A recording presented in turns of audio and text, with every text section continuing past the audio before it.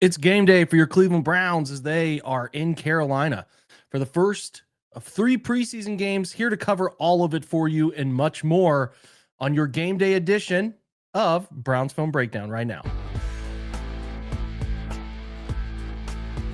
What's up and welcome in, everybody. It is a beautiful Friday. Excited to be here. We have a good show today where I'm going to talk through some of the pregame items, as I traditionally do, in abbreviated form for the preseason here. And then Jared Mueller from Dawgs by Nature is going to join me, and we're going to talk through who we're watching, keying in on focusing on in tonight's game. 7 o'clock kick in Carolina. So we will, like I said, go over all of that. Reminder to follow us on all of the social platforms, Instagram, TikTok, all of them, Facebook. You can find us, Browns Film Breakdown. That enhances your experience with the website. If you're not already, join us. For the price of a couple cups of coffee a month, support some great Browns content and a community driven to enhance your Browns experience and give you more of what you love. Film rooms, newsletters. Started the opening drive today, which is going to be a daily morning exhibit of what we're doing on the website, and then just a topic for a small discussion as well. Could be a scheme, could be a player, could be a status of the team, could be anything. Started with today and Shedeur Sanders getting his primetime opportunity, what it means and why it matters and why it's rare, really. So that's today's focus. That'll be free every day, just as a set the table for what's going on at Browns Film Breakdown. So check that out. And like I said, if nothing else, give us a sub on YouTube, where we're posting more and more content. And then give us a review. A 5-star review would be greatly appreciated for what we are trying to do here with building our brand and building places for Browns fans to find us. So thank you for doing that if you have already done it. We'll have some exciting stuff. I think we're going to have some preseason tickets that I'm going to give away, and I'll figure out how to do that, what is worthwhile for everybody. But we got some great stuff and looking forward to it. And the football season finally being here is awesome. And the Browns, like I said, are in Carolina, where it's a 7 o'clock kick. Finding this game might be a little tricky if you're out of market. NFL Plus should carry it. If you have that, you can stream it. The Browns, if you're in market, they have their own app and some other ways. It's going to be on the local ABC channel.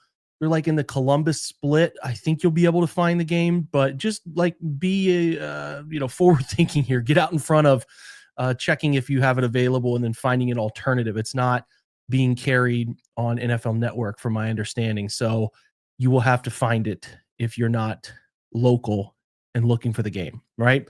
7 o'clock kick looks like it's going to be beautiful weather for the Carolinas. Down in Charlotte, it's going to be upper 70s with a nice breeze. Nothing crazy, like 10 miles per hour. It should be a comfortable game for those watching in person, and it should be ideal football weather, which is fantastic, right? So that's it. The line right now sits at, on FanDuel, I love to do a little gambling on game days.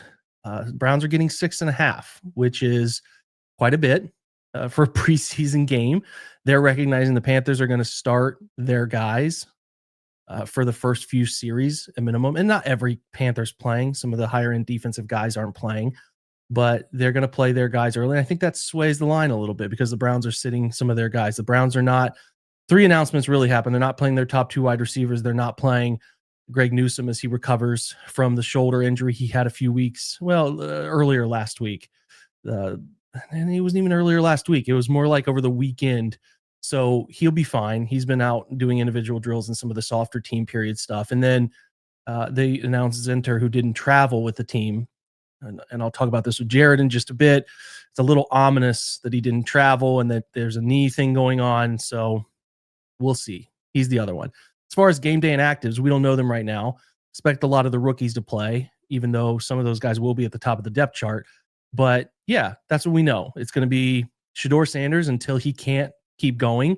And it is turned over to Tyler Huntley, who I guess it depends on if Huntley's ready. They have to deem that. It was not a very strong showing on Wednesday for him. If you did not listen, Mike Kay broke down some of this stuff with me.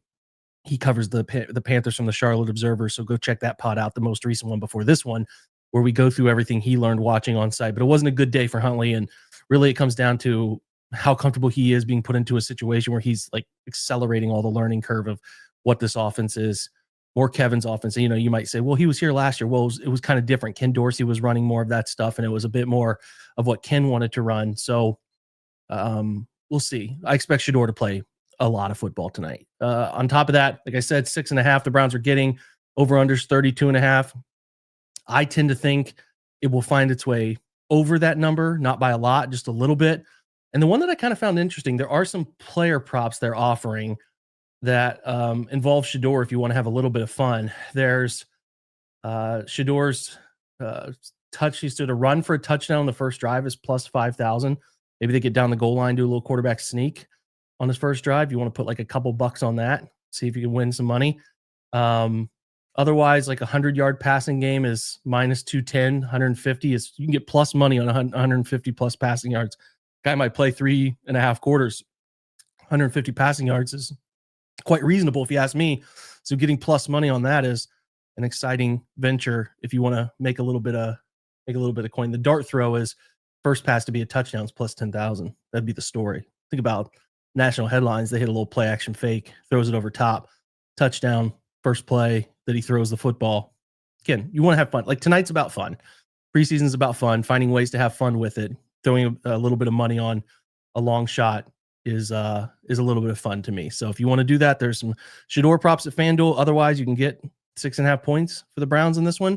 A little bit enticing, right? So yeah, it's an interesting game because the Browns are back out there. We get to see a lot of the rookies and we get to see Shedeur and the narrative swirling from whatever side you're coming from in this whole thing. Been some real lunacy going on the national level in the past 48 hours about this decision to start him and play him. And people are looking for ways to blanket pretty much every outcome. I'm just interested to see him play. I'm interested to see what he looks like. Forget the noise. And Jared makes such a good point in this pod. And I'm not going to say it because you need to stick around for the end of it, where Jared makes a really great point about how NFL teams felt about him as a starter versus a backup. And the question that is most important is, was the league wrong about him as a starter? And the Browns too, because they could have taken him far sooner, right? Was the assumption, the analysis, the recommendation, was it wrong? Is he a starter? Does he have that type of talent? We'll get a taste of that tonight. Won't tell the whole story. Obviously, we can't do this rush to judgment thing we're doing now more than ever. Everyone wants guys to be defined almost a training camp. That's at least what's happening with Dylan Gabriel, is we're defining their outcome as quick as we can. And I think the Browns are trying to go down the path of patience as much as they can with these guys. Well, also, side-eyeing the fact they have 2 first-round picks next year, right? They got to see a little bit of what these guys have. That would be the goal, right? Shedeur will tell a little bit of that story tonight. Excited to watch it. Should be a fun game. Hopefully you can tune in. If you cannot tune in, come to the post-game show. It'll be on YouTube. I'll cover all of it for you. Talk through some instant reactions. I'll go live like 10 minutes, 5 minutes after the game. I'll let you know, keep you posted, both in Substack, the app, and on social platforms as well. That we'll go live and just talk for 20 minutes about the game, immediate reactions to it, and all of that. And I'll start writing up a post-game show too. So a lot of coverage. Browns Phone Breakdown. Excited about it. Jared Mueller up next. Dawgs by Nature. We've had Jared on many, many times. Love talking with him. We go through our guys we're honed in on for tonight's game. So stick around. Let's get over to that right now. All right, Jared, the Browns are in Carolina. I guess they stayed in a hotel overnight. They had fun. They're ready to play a football game tonight. The circus is in town, man. The media will be all over this one, although I don't know. I think it's on the NFL Network or not. You're going to have to maybe catch this one locally, local markets. So be ahead of the curve here if you're not in Cleveland area, and double check that you're getting the game tonight. But anyway, there's a football game that's going to happen. The Browns are going to be out there. Shedeur is going to start. And what I wanted to do with you was ignore that we're obviously paying close attention to the quarterback position and pick 3 spots that we're really dialed in on and really hope to see some quality performances from. So I'll give you the football to tee up first, if you would like, sir. Yeah. For me, I'm trying to think, like, a lot of people have no expectations for this Browns team. And I'm trying to think back to the playoff team from 2 years ago. And like, did they have talent? Yeah. Was it very much different from this roster?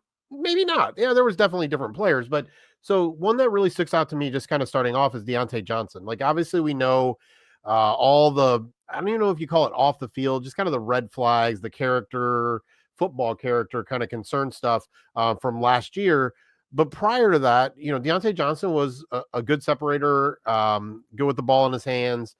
made some plays, was worthy of getting traded for, all that kind of stuff. And so for me, Deontay Johnson could really add to the team in a way that I think would be really unique when you have Jerry Jeudy, Cedric Tillman, David Njoku.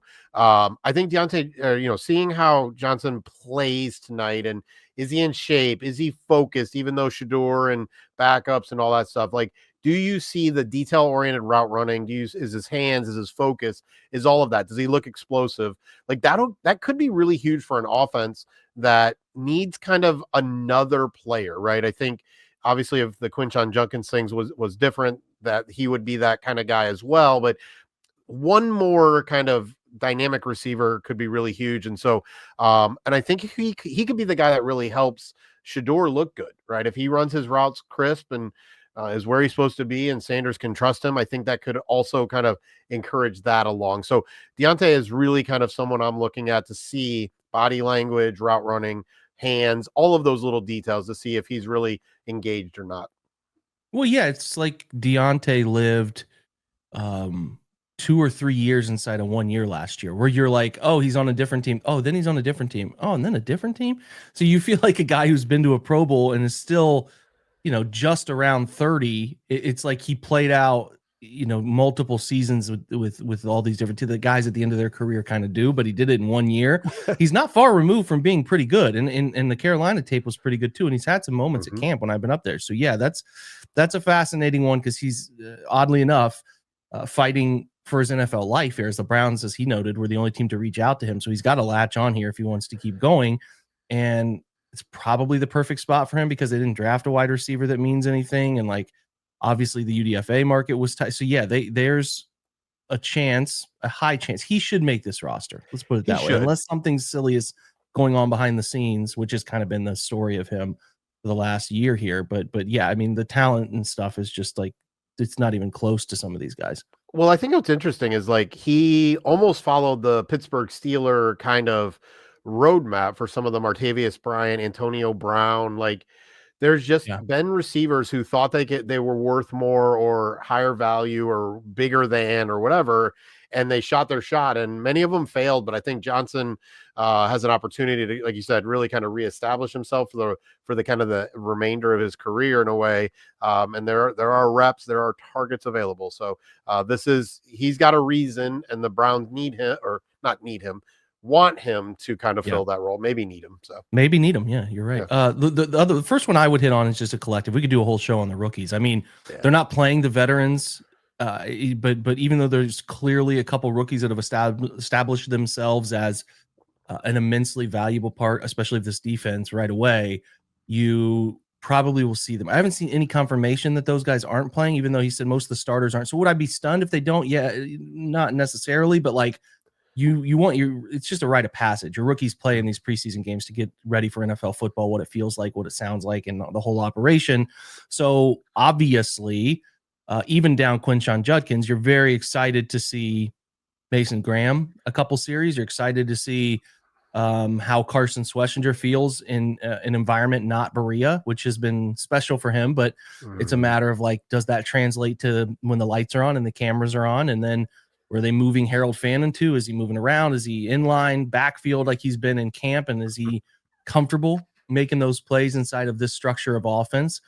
And then Dylan Sampson, right? It's your forefront of operations now. Tell us that you're going to be at the top of the depth chart. I mean, essentially he's been running with the first team at various times. So he's got a real opportunity, much like Shador's opportunity, rare for a fifth rounder to come in and have a chance to play, I don't know, Jared, 80% of the snaps of a game. You have a fourth round running back with a chance to start the season as the starter, which is not uncommon by the end of their first year to get that role, right. But to start the year is different. So there's just a lot on the line for some of these rookies, even down one of the most talented ones that they drafted.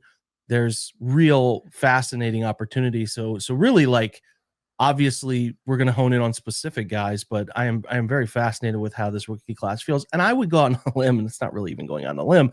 They need this to be a good rookie class. Like this, the general vibe around how Andrew and the group have done drafting at times in their run here in Cleveland, they just could use not saying a Lions like class because that's swinging out of the ballpark, but just some really consistently productive starters from this group would be good because obviously the vibe of a couple things, the Travis Hunter pass, right, that lingers.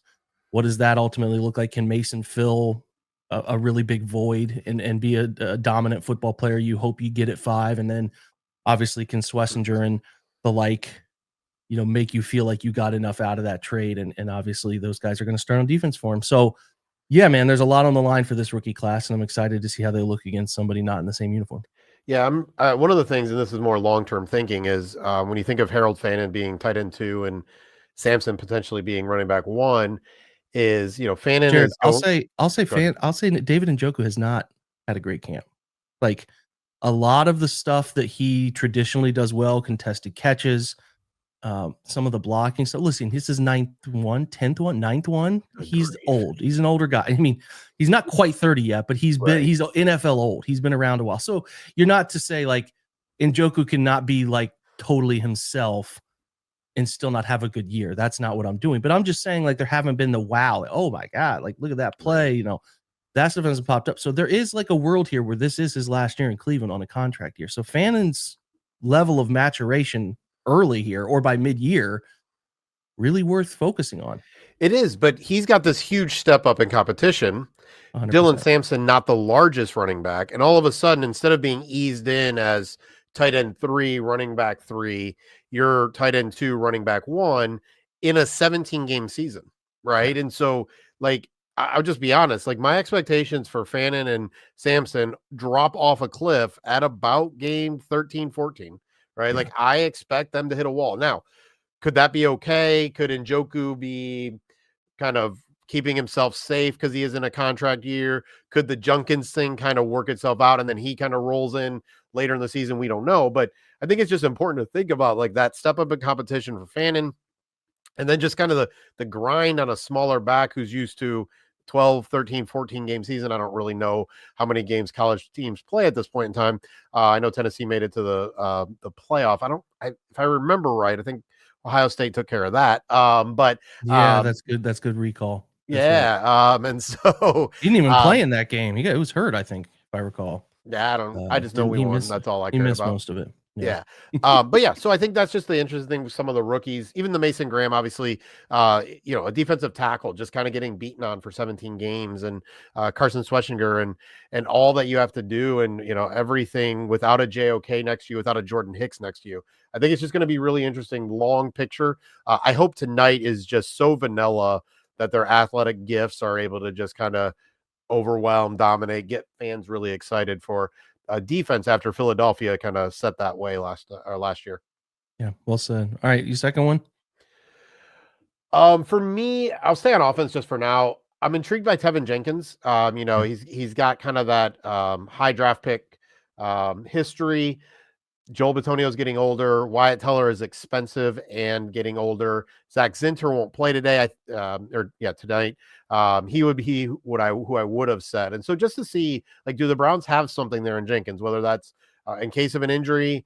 I like line play. It's fun for me. I can't kind of always nuance it from a description perspective, but I freaking love watching offensive line and defensive line. And so just seeing if Jenkins is someone that they can rely on, if Bitonio, Teller, for like a year or two, I've thought Teller is a perfect kind of trade candidate, and I still think that's a possibility. And so Zinter and Jenkins kind of allow them to decide whether they want to go in that direction, salary cap, age, youth, all that kind of stuff.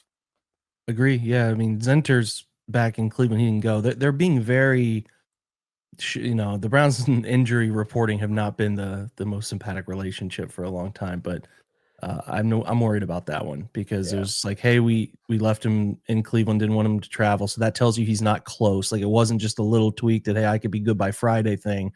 Right. Especially for a guy who had a devastating knee injury in college. So that is not what you want to hear. Nope. Jenkins is accelerated. He missed a lot of camps, early phase stuff here, but he got back recently, and they'll clearly need him. Same with like Luke Whippler coming back this year is another one too. All right, so the second one for me is just going to be the fringe wide receivers. Every team, every year There's these guys in camp who are UDFAs, good stories. They don't make the roster, right? Think about if you want to get home perspective, like Austin Watkins a few years back, like these guys who like, man, keeps making plays. And they're not NFL guys, but they're fun. They're practice squad guys, and you never know. They could be. The two guys this year are Gage Larvadain, who wears number 84. And then, I've spoke about these guys a little bit at length, Jared. And then the local product, Luke Flourier, who is also, he wears number 37. So not the best wide receiver number, but yeah, both have been good. Both are small. I'm not sure they're twitchy enough, but I want to see them against other teams. Their quarterback that they'll probably play with tonight, Shador's comfortable with them. He's been throwing to them a lot in camp. And I continue to say the sixth spot, they keep six receivers, is open. Mike Woods is probably practice squad return off injury. Then like David Bell continues to be out. He's just been non-existent. So yeah, man, there's a spot potentially if they're keeping six. Now they could go claim somebody or something at the end of preseason, but as far as teams who have a spot to likely be open, this is the spot where a guy could make it if they have a ridiculously strong 3 games here. So I'm keyed in on those guys because I think they'll get a lot of run tonight. Yeah, I think it'll be interesting.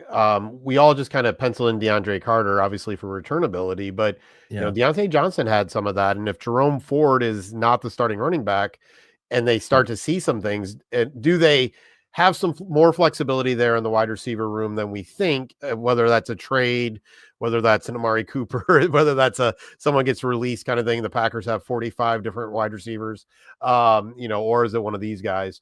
I do wonder if there's some flexibility there if Johnson, Ford can kind of take on some of the return stuff.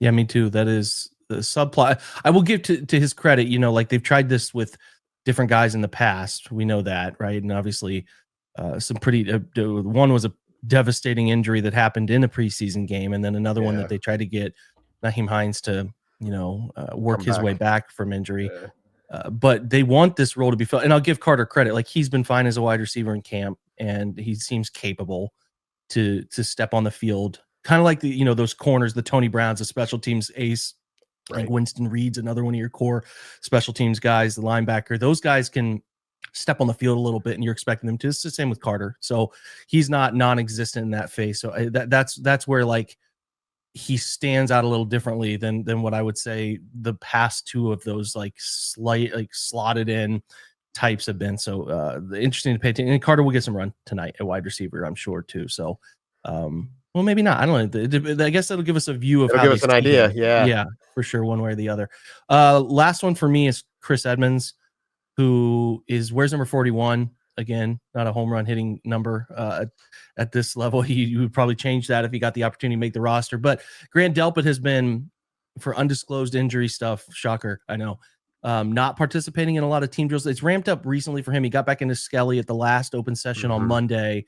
Did not do team, but did Skelly. And then I think he participated in more on Wednesday's session in Carolina.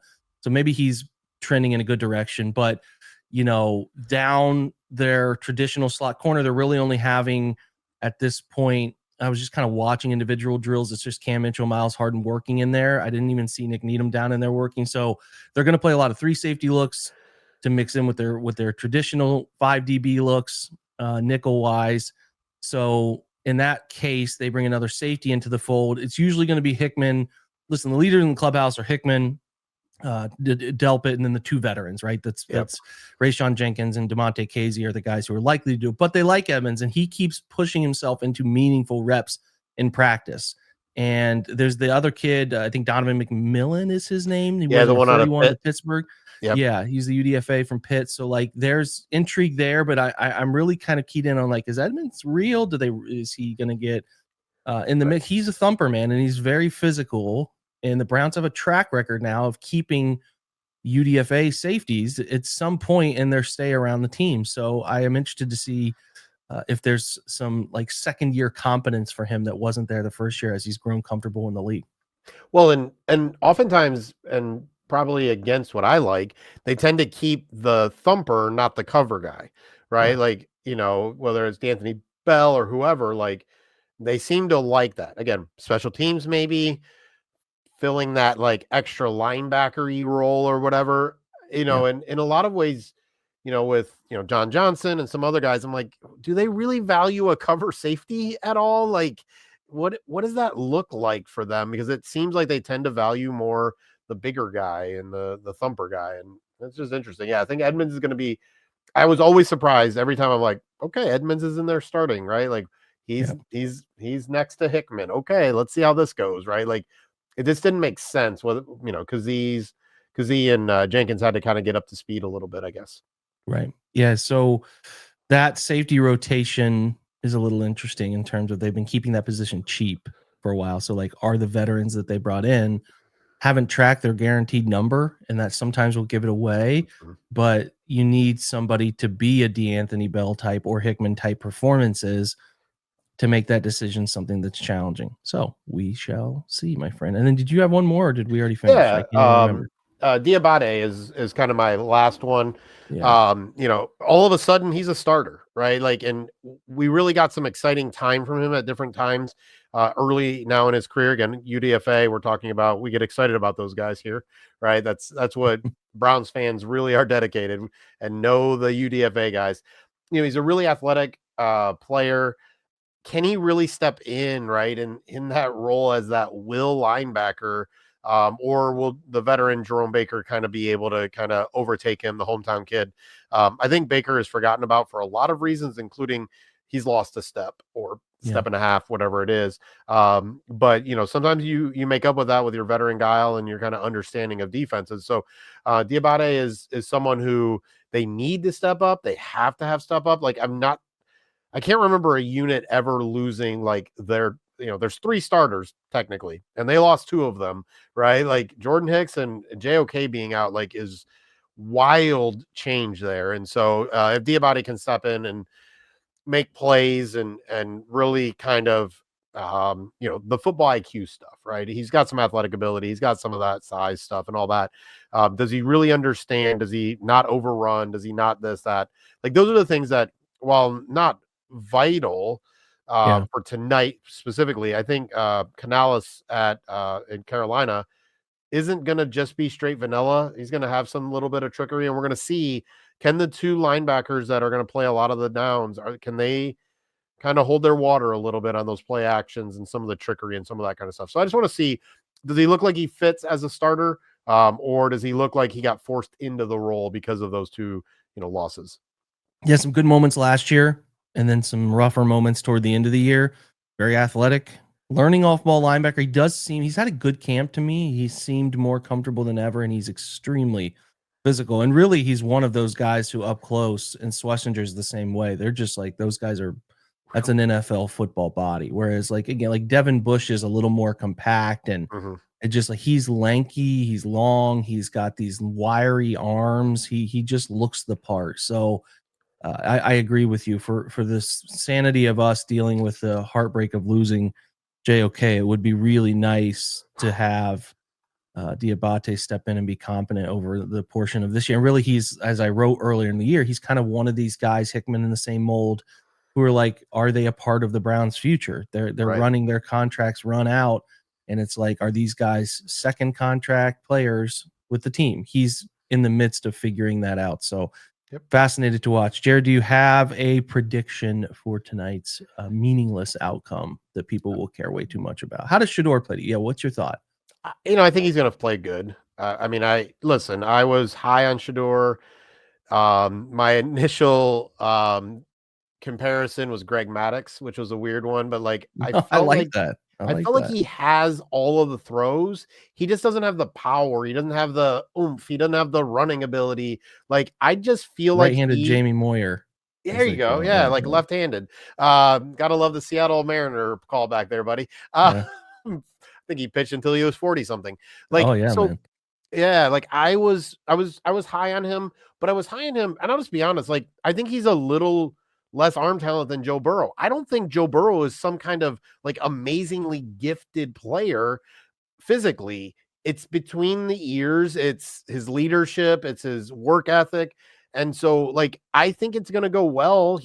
I think it would have gone worse if he was throwing to Jerry Jeudy and David Njoku and all that, just because he doesn't have the timing with them. I think it's gonna go well. I think we're seeing proof of why once teams didn't want him as their starter, didn't want him as their backup. This is ridiculously stupid. Every bit of it. Like, it's like politics, not to talk politics. It's like politics. If you have an opinion, all of a sudden everything you confirmation bias this bullcrap, like he's getting set up to be screwed or he should get more snap. Just let it go. But that's why literally the reason I was told teams didn't draft him is they're like, yeah, we don't want to deal with that. I haven't heard it put that way. When teams didn't want him to be their starter or project him to be a starter for them, they didn't want him as a backup. That's well said. Credit to you. So I'm excited. I literally am excited. Like, I literally think if put in the right place, and I think the Browns are slowing him the exact way they should, I honestly think this is a good offense for him. I think he's got a weaker but more accurate arm than Baker Mayfield. But the big question for me is, even as high as I am on him, I don't know if he's ever going to be a top 10 quarterback. Yeah. And so, like, they moved on for Baker Mayfield. Forget all the other BS because they didn't think he could win a Super Bowl. I'm not sure Shedeur Sanders ever taking a team to the Super Bowl, but I think he can be really freaking good. Is it good enough for next year's draft pick? So, again, obviously, I'm a little excited.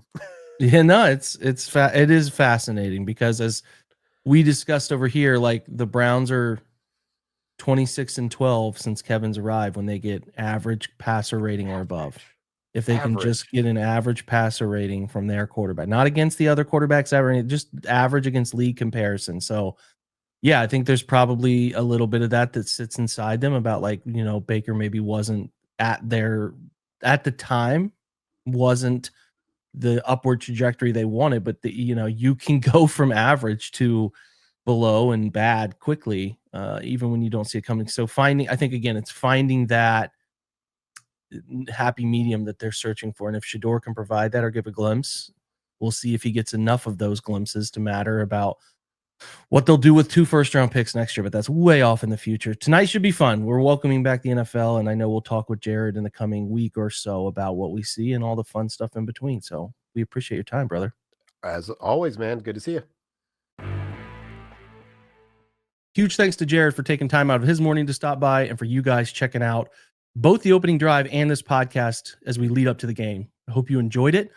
I hope you continue to find this preseason exciting and tell somebody you know who's a Browns fan about Browns Film Breakdown. It spreads through word of mouth. And those of you who sign up and join us, whether on the free or paid side, know I appreciate you for taking your time to come by and check out the content that I make and the coverage I provide.